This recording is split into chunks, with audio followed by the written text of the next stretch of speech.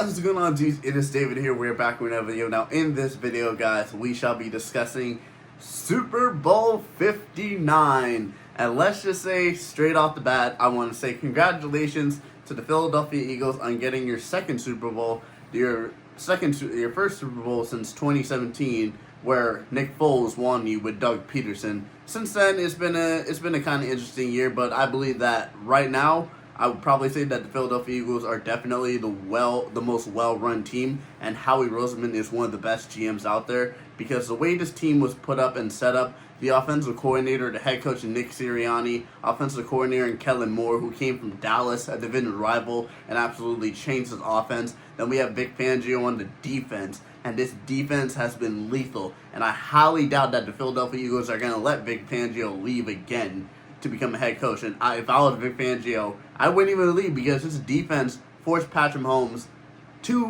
forced two picks, got a pick six. They sacked Patrick Mahomes 6 times for 31 yards, and they were absolutely stopping the Chiefs' running offense.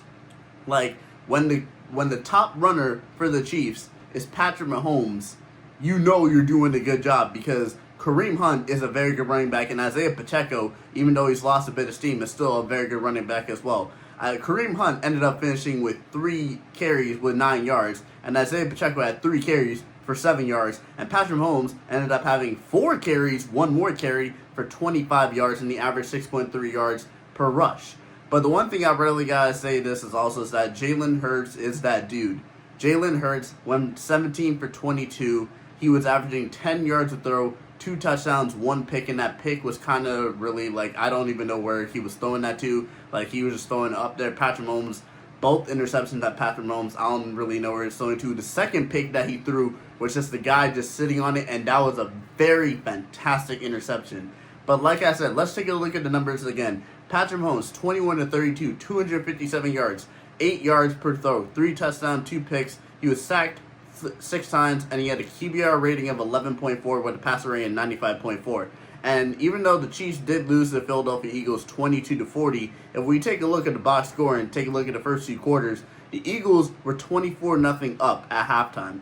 Then the Chiefs, even though they tried to make a comeback, I mean, they really got the last touchdown with Patrick Mahomes just throwing a freaking Hail Mary to Xavier Worthy to make the score, I guess, somewhat respectable, 18-point game. The over cleared. The Eagles were probably +1, and I believe that they were not the money line favorite when it came to like the odds and everything. But the Eagles absolutely showed out, and it was basically a whitewash, because, like I said, it was 24-0, and I'm over here thinking, like, I'm personally thinking myself, like, all right, this is gonna be the script.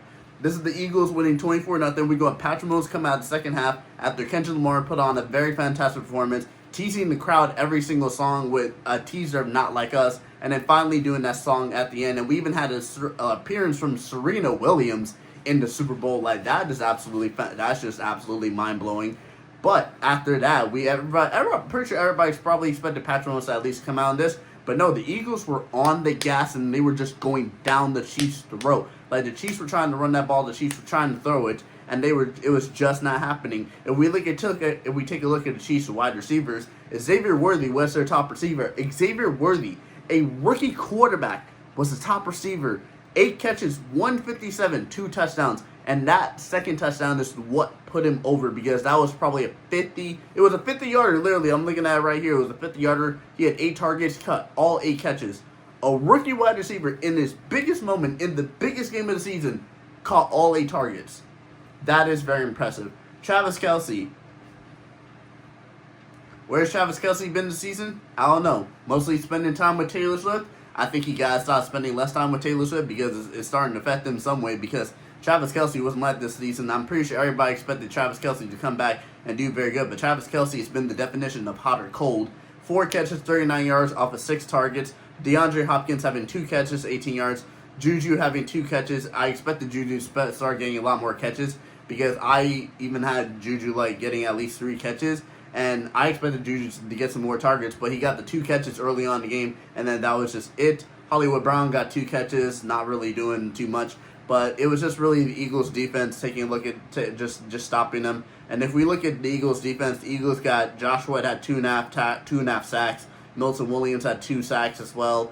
and we had half a sack by Jalen Hunt. Jordan Davis got a sack, and then it was just Eagles defense and the Eagles offense just going straight down the Patrick Mahomes and everything. If we take a look at Philadelphia Eagles offensive stats, Jalen Hurts, like I said, was 17 for 22, 221 yards, averaging 10 yards to throw, 2 touchdowns, 1 pick, and that pick came early on. He was sacked twice, and he had a QBR rating of 75.4 and a passer rating of 119.7. So he definitely deserved to be the MVP, but also, along with that, he had 11 carries for 72 yards, so he basically almost had a 300-yard scrimmage game in the Super Bowl with a rushing touchdown as well.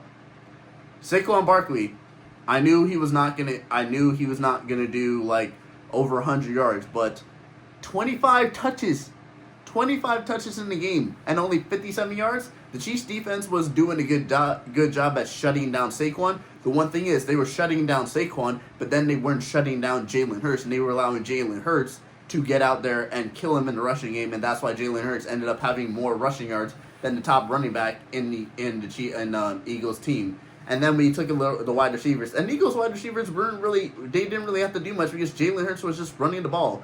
Devontae Smith, 4 catches, 69 yards off of 5 targets. A.J. Brown, 3 catches, 43 yards off of 5 targets. Jahan Dotson, 2 catches, 42 yards. And Jahan Dotson got those 2 catches within the first half off of 3 targets. Saquon Barkley, the running back, led the team in receptions. 6 catches, 40 yards off of 7 targets. Dallas Goedert, 2 catches, 27 yards. And then Johnny Wilson. And I'm just looking at this, it's just like, I'm just very shocked. Because even I went to the game and I was like, if the Chiefs win, fair enough. If the Eagles win, fair enough. My executive producer for my podcast is a very big Eagles fan, and he's definitely going to be happy. I'll probably talk to him later about the Eagles win, and I probably may try and get him on my podcast to like talk about the Eagles win, talk about the Super Bowl in general, because that'd be a very good thing. But in general, this Super Bowl was very shocking because nobody expected the Chiefs to come out and play like butt cheeks. Philadelphia literally, definition of whitewash the Chiefs.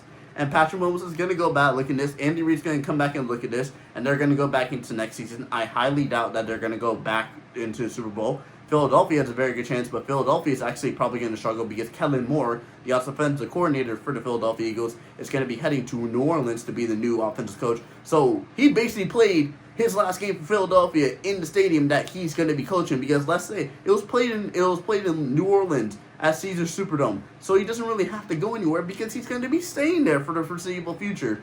Vic Fangio is going to continue leaning on that defense, but whoever they get on offensive coordinator, they're going to have to pick up off of Kellen Moore, because Kellen Moore knows how to run the ball, and Kellen Moore proved that because Saquon Barkley had an amazing season, Jalen Hurts had an amazing season, and I want to say congratulations to Saquon Barkley. After so many years of being on a bad Giants team, he finally got his first Super Bowl, and this is a Super Bowl in his first year after leaving the Giants. The Giants made no mistake at paying Daniel Jones over Saquon Barkley. They ended up regretting that mistake because Saquon Barkley got his ring now, and Saquon Barkley is going to continue doing good for the Eagles. I expect the Eagles to do good, but when it comes to my final opinion on the Super Bowl right now, the Chiefs just didn't do good, and the Eagles came to play every 4 quarters. Every 4 quarters, the Eagles came to play and were just jamming it down the Chiefs' throat, and the Chiefs could not take it up until the second half or even the final quarter. That's where the Chiefs really started picking it back up.